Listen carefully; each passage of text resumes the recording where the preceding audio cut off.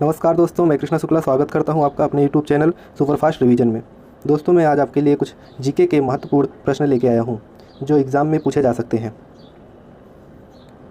दोस्तों, वीडियो देखिए और बताइए क्वेश्चन कैसे हैं और वीडियो कैसा है। जो भी हो कमेंट में ज़रूर बताइएगा। कुछ क्वेश्चन जो आपको पूछने हैं, कोई इंपॉर्टेंट क्वेश्चन पूछना है तो कमेंट में पूछ सकते हैं। चलिए शुरू करता हूँ आज के पहले प्रश्न से। आज का पहला प्रश्न है, निम्न में से कौन सा अनुच्छेद सुमेलित नहीं है। पूछा गया है कौन सा सुमेलित नहीं है, बताइए। 4 ऑप्शन दिया हुआ है आपके सामने, सुमेलित नहीं है पूछा गया है। ऑप्शन नंबर डी सही हो जाएगा। अनुच्छेद 351 जो है उच्चतम न्यायालय और उच्च न्यायालय के लिए राजभाषा दिया गया है, ये गलत है। ऑप्शन नंबर 1 में दिया है 343 संघ की राजभाषा, ये सही है। अनुच्छेद 344 राजभाषा पर संसदीय समिति एवं आयोग, ये भी सही हो जाएगा। ऑप्शन नंबर 3 भी सही हो जाएगा। 345 राज्य की राजभाषा, यही प्रावधान है। अनुच्छेद 351 में बात करें तो क्या है, अनुच्छेद 351 में जो है हिंदी भाषा के विकास के लिए निर्देश से है। हिंदी भाषा के विकास के निर्देश से संबंध है 351। ऑप्शन नंबर डी बिल्कुल सही हो जाएगा। चलिए नेक्स्ट क्वेश्चन देखते हैं। निम्न में से कौन सुमेलित है। अब यह पूछा जा रहा है कि कौन सुमेलित है। राज्य और राज्य भाषा दिया गया है, उसमें से पूछा गया है कौन सुमेलित है, बताइए। 4 ऑप्शन दिया हुआ है, सुमेलित पूछा जा रहा है तो आंध्र प्रदेश सही हो जाएगा। आंध्र प्रदेश की राज्य भाषा जो है तेलुगु है। बात करें केरल की जो है राज्य भाषा मलयालम है। केरल की मलयालम हो जाएगा। और अगर बात करें गोवा की क्या राजभाषा है, तो गोवा की राजभाषा जो है कोंकणी हो जाएगा, कोंकणी। और असम की बात करें तो असम का पता ही है, असमिया बोला जाता है, असमिया। असम की राजभाषा असमिया हो जाएगा। अपना आंसर हो जाएगा option number A. Andhra Pradesh में तेलुगु भाषा बोली जाती है, या आंध्र प्रदेश की राज्य भाषा जो है तेलुगु है। चलिए अगला क्वेश्चन देखते हैं। क्वेश्चन नंबर 3 क्या कह रहा है, निम्न में से कौन सी भाषा भारतीय संविधान की 8वीं अनुसूची में वर्णित नहीं है। 8वीं अनुसूची में वर्णित नहीं है, वह कौन सी भाषा है, बताइए। नेपाली, कश्मीरी, सिंधी, अंग्रेजी। 4 भाषा दिए गए हैं, बताइए 8वीं अनुसूची में कौन सी भाषा वर्णित नहीं है। ऑप्शन नंबर डी सही हो जाएगा। अंग्रेजी भाषा जो है, अंग्रेजी भाषा वर्णित नहीं है 8वीं अनुसूची में। नेपाली भाषा जो है, नेपाली भाषा की अगर बात करें ऑप्शन नंबर 1 में दिया है, तो यह कहाँ की राज्य भाषा है। नेपाली भाषा सिक्किम की राज्य भाषा है, सिक्किम की राज्य भाषा है। और अगर बात करें कश्मीरी, तो यह कश्मीर में बोली जाती है, कश्मीर में बोली जाती है। और सिंधी भाषा जो है पाकिस्तान जो है, पाकिस्तान के सिंध क्षेत्र की भाषा है। ये पाकिस्तान के सिंध क्षेत्र की भाषा है। चलिए अंग्रेजी देख लीजिए, ये भी बहुत ही इंपॉर्टेंट है। ये कई राज्यों में बोली जाती है। अंग्रेजी जो है वह अरुणाचल प्रदेश में बोली जाती है, मेघालय में बोली जाती है, और नागालैंड, त्रिपुरा में भी यह बोली जाती है। नागालैंड और त्रिपुरा में भी बोली जाती है। इन सभी राज्यों की जो राज्य भाषा है वो अंग्रेजी ही है। अरुणाचल प्रदेश, मेघालय, नागालैंड, त्रिपुरा, ये सभी राज्यों में अंग्रेजी भाषा बोली जाती है। चलिए अपना आंसर सही हो जाएगा, जो अंग्रेजी हो जाएगा। 8वीं अनुसूची में अंग्रेजी भाषा का वर्णित नहीं है। चलिए अगला क्वेश्चन देखते हैं। भारतीय संविधान में राजभाषाएं किस अनुसूची में वर्णित हैं। अब ये पूछ लिया गया है, भारतीय संविधान में राजभाषाएं किस अनुसूची में वर्णित हैं, बताइए। 4 ऑप्शन दिया हुआ है, अनुसूची 5, अनुसूची 6, अनुसूची 7, अनुसूची 8, किस में वर्णित है राजभाषाएं। ऑप्शन नंबर डी सही हो जाएगा। अनुसूची 8 में राजभाषाएं हैं। अनुसूची 8 में राजभाषाओं का वर्णन है, वर्णित किया गया है राजभाषाओं को। चलिए अनुसूची नंबर 5 की बात करें। अभी चारों ऑप्शन बता ही देता हूँ। अनुसूची नंबर 5 की बात करें, ऑप्शन नंबर 1 में दिया हुआ है 5वीं अनुसूची में जनजाति, जो अनुसूचित जनजाति है, अनुसूचित जनजाति है, जो अनुसूचित जनजाति है, इनकी सामाजिक और सांस्कृतिक भाषाई जो है उनके आर्थिक अस्तित्व की सुरक्षा का प्रावधान है। और बात करें अनुसूची 6 की, अनुसूची 6 में असम, मेघालय और त्रिपुरा के आदिवासी क्षेत्रों के लिए अलग व्यवस्था प्रदान करती है, अलग व्यवस्था के लिए है। चलिए अनुसूची 7वीं देख लीजिए। 7वीं में राज्य और संघ के मध्य अधिकार जो होते हैं, राज्य और संघ के मध्य जो अधिकार है उसका उल्लेख है अनुसूची नंबर 7 में। और 8वीं में अपना राजभाषा है। जो क्वेश्चन पूछा गया है उसका आंसर डी हो जाएगा। चलिए अगला प्रश्न देखते हैं। प्रश्न नंबर है 5। प्रथम भारतीय जिसे मिस्टर यूनिवर्स से सम्मानित किया गया था। प्रथम भारतीय जिसे मिस्टर यूनिवर्स से सम्मानित किया गया, बताइए। ऑप्शन नंबर डी सही हो जाएगा, मोनोटोस रॉय सही हो जाएगा। ये पहले व्यक्ति थे जिन्हें मिस्टर यूनिवर्स से सम्मानित किया गया था। और बात करें दूसरे व्यक्ति की तो मनोहर ऐच, ऑप्शन नंबर सी जो है मनोहर ऐच दूसरे व्यक्ति थे। और पहले व्यक्ति जो मोनोटोस रॉय थे, इनको 1951 में इन्हें सम्मानित किया गया था। और दूसरा जो है 1952 में सम्मानित किया गया था मनोहर ऐच को। चलिए आंसर डी सही हो जाएगा। चलिए नेक्स्ट क्वेश्चन पे चलते हैं। पतंजलि का संबंध किससे है? पतंजलि का संबंध किससे है, बताइएगा। 4 ऑप्शन दिया हुआ है, डी सही हो जाएगा। योग दर्शन से संबंधित है। योग दर्शन, पतंजलि का संबंध योग दर्शन से है। चलिए नेक्स्ट क्वेश्चन पे चलते हैं। लोसांग एक उत्सव है जो मनाया जाता है। लोसांग एक उत्सव है जो मनाया जाता है। कहाँ मनाया जाता है लोसांग उत्सव, बताइए। तो यह सिक्किम में मनाया जाता है। सिक्किम में लोसांग उत्सव मनाया जाता है। चलिए ऑप्शन नंबर 1 सही हो जाएगा। नेक्स्ट क्वेश्चन पे चलते हैं। क्वेश्चन नंबर 8 है, गिरनार पहाड़ियाँ कहाँ स्थित हैं? गिरनार पहाड़ियाँ कहाँ स्थित हैं? 4 ऑप्शन दिया हुआ है, गुजरात, उड़ीसा, गोवा, असम। गिरनार पहाड़ियाँ गुजरात में स्थित हैं। ऑप्शन नंबर ए बिल्कुल सही हो जाएगा। चलिए अगला क्वेश्चन देखते हैं। 9वां क्वेश्चन क्या पूछ रहा है? तोता-ए हिंद के उपनाम से जाने जाते हैं। तोता-ए हिंद के उपनाम से कौन जाने जाते हैं, बताइए। 9वां प्रश्न है, बहुत ही इम्पॉर्टेंट प्रश्न है। कई बार रेलवे एग्ज़ाम में, एसएससी एग्ज़ाम में पूछ लिया गया है। प्रीवियस पेपर देख लीजिए, आपको समझ में आ जाएगा कि ये इंपॉर्टेंट क्वेश्चन है। तोता-ए हिंद के उपनाम से कौन जाना जाता है? तो ऑप्शन नंबर सी सही हो जाएगा, अमीर खुसरो।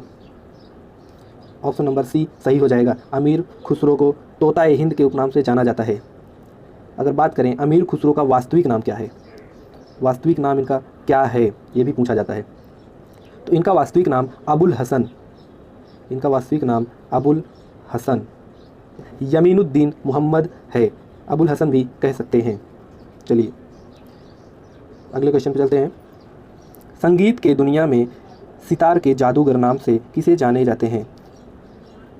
संगीत के दुनिया में सितार के जादूगर के नाम से कौन जाना जाता है, यही पूछ रहा है। प्रश्न नंबर 10 में यही पूछा गया है कि संगीत के दुनिया में सितार के जादूगर के नाम से कौन जाना जाता है। ऑप्शन नंबर ए बिल्कुल सही हो जाएगा। रहीम जी को सितार की जादूगर के नाम से जाना जाता है। सितार के जादूगर रहीम जी थे। संगीत की दुनिया में इन्हें सितार का जादूगर कहा जाता है। चलिए नेक्स्ट क्वेश्चन पे चलते हैं। प्रश्न नंबर 11 है, किसने कहा था दिल्ली अभी दूर है? दिल्ली अभी दूर है, आजकल यह बहुत प्रचलित कहावत हो गई है। किसने कहा दिल्ली अभी दूर है, बताइए। 4 ऑप्शन दिया हुआ है आपके सामने, कौन सा सही हो जाएगा? ऑप्शन नंबर ए सही हो जाएगा। ऑप्शन नंबर ए बिल्कुल सही हो जाएगा। निजामुद्दीन औलिया जो थे उन्होंने कहा था दिल्ली अभी दूर है। ये बहुत बड़ी कहानी है इतिहास की, पढ़ेंगे तो आपको पता चलेगा कि क्यों कहा था, किसे कहा था। अमीर खुसरो को कहा था निजामुद्दीन औलिया ने कि दिल्ली अभी दूर है। क्यों कहा था, अगर ये बताएंगे तो वीडियो बहुत बड़ी हो जाएगी, नहीं तो आपको बता देते, बहुत बड़ी कहानी है। चलिए नेक्स्ट क्वेश्चन पे चलते हैं। क्वेश्चन नंबर 12 है, दुख में सब सुमिरन करें, सुख में करे न कोय। पंक्ति किसने कही है? पहली बात तो यह पूरी पंक्ति क्या है यह सुन लीजिए। दुख में सब सुमिरन करे, सुख में करे न कोय, जो सुख में सुमिरन करे दुख काहे को होए। यह पंक्ति पूरी यही है। किसने कहा है यह पंक्ति? बताइए। सूरदास, तुलसीदास, मीराबाई, कबीरदास। 4 ऑप्शन आपके सामने हैं। ऑप्शन नंबर डी सही हो जाएगा। कबीरदास जी ने यह पंक्ति कही है। इसका मतलब क्या होता है? दुख में सब सुमिरन करें, सुख में करे न कोय।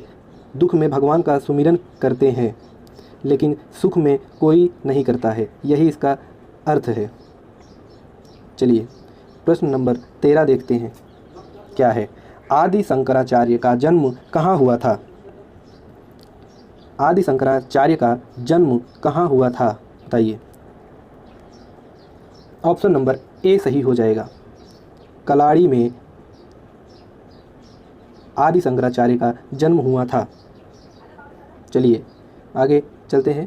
क्वेश्चन नंबर 14 है, अल्पना भारत के किस क्षेत्र की प्रमुख लोक कला शैली है? बताइए। अल्पना, इसे रंगोली भी कहते हैं, रंगोली को अल्पना कहते हैं। बताइए। 4 ऑप्शन है, कौन सा सही हो जाएगा? ऑप्शन नंबर बी सही हो जाएगा। ऑप्शन नंबर बी सही हो जाएगा। अल्पना जो है पश्चिम बंगाल की लोक कला शैली है। पश्चिम बंगाल की लोक कला शैली है। बिल्कुल सही हो जाएगा ऑप्शन नंबर बी। बात करें अगर पश्चिम बंगाल का लोक नृत्य क्या है, ये भी तो पूछा ही जाता है।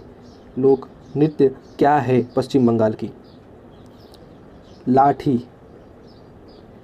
गंभीरा, लाठी, गंभीरा, थाली, जतरा, बाउल, संथाली डांस, ये सब जो है पश्चिम बंगाल का लोक नृत्य है, याद कर लीजिए। चलिए अगला क्वेश्चन देखते हैं। अमीर खुसरो का वास्तविक नाम क्या था? इसमें तो आंसर दिख ही रहा है। अमीर खुसरो का वास्तविक नाम क्या था? अभी पीछे बताए भी थे आपको, मोहम्मद हसन। मोहम्मद हसन या अबुल हसन, मोहम्मद हसन या अबुल हसन इनका वास्तविक नाम था। चलिए अगले क्वेश्चन को देखते हैं। क्वेश्चन नंबर 16 है, निम्न में कुछ निशान व उनसे जुड़े प्रतीक हैं, गलत युग्म छांटें। गलत युग्म छांटना है। पहला है लाल त्रिकोण, परिवार नियोजन। दूसरा है रेड क्रॉस, डॉक्टरी सहायता। बिल्कुल सही हो जाएगा। लाल त्रिकोण जो है परिवार नियोजन के लिए प्रतीक होता है, ऐसा लाल त्रिकोण। और रेड क्रॉस जो है ये आप जानते ही होंगे, रेड क्रॉस डॉक्टरी सहायता के लिए प्रतीक है। बिल्कुल सही हो जाएगा। सफ़ेद कबूतर शांति के लिए है। सफ़ेद रंग, सफ़ेद झंडा, सफ़ेद कबूतर, ये शांति का प्रतीक है। और सफ़ेद झंडा जो दिया गया है ये संघर्ष का प्रतीक नहीं है, गलत हो जाएगा। सफ़ेद झंडा भी कह सकते हैं, शांति का प्रतीक है। चलिए नेक्स्ट क्वेश्चन देखते हैं। रणभूमि में सफ़ेद झंडा निम्न में से किसका प्रतीक है? रणभूमि में सफ़ेद झंडा किसका प्रतीक है?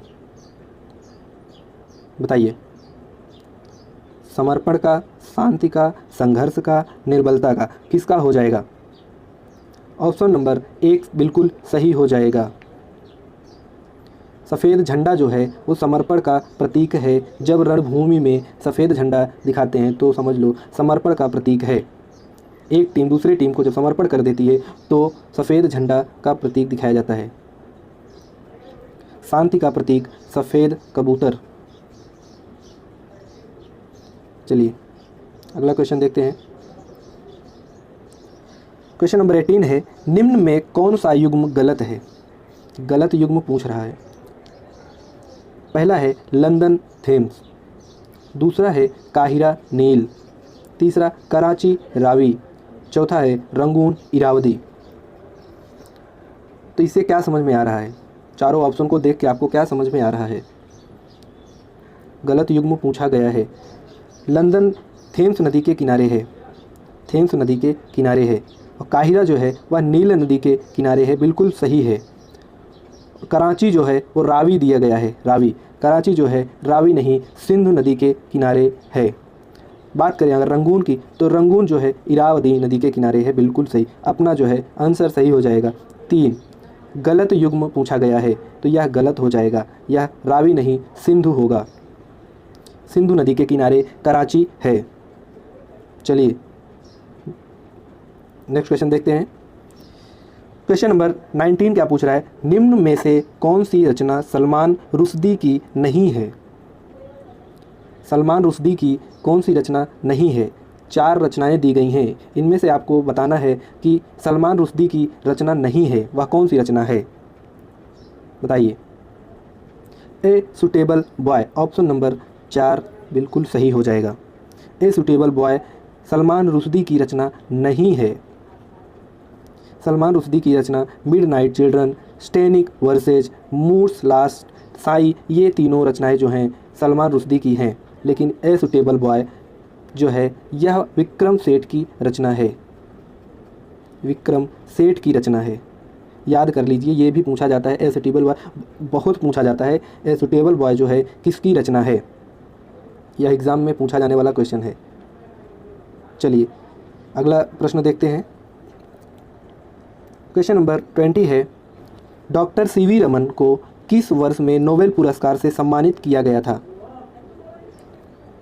20 नंबर क्वेश्चन पूछ रहा है, डॉक्टर सीवी रमन को किस वर्ष नोबेल पुरस्कार से सम्मानित किया गया था?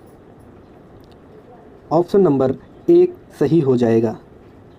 1930 में इनको नोबेल पुरस्कार से सम्मानित किया गया था। डॉक्टर सीवी रमन को, सीवी रमन जी को नोबेल पुरस्कार से सम्मानित किया गया था 1930 में। चलिए क्वेश्चन समाप्त हो चुके हैं।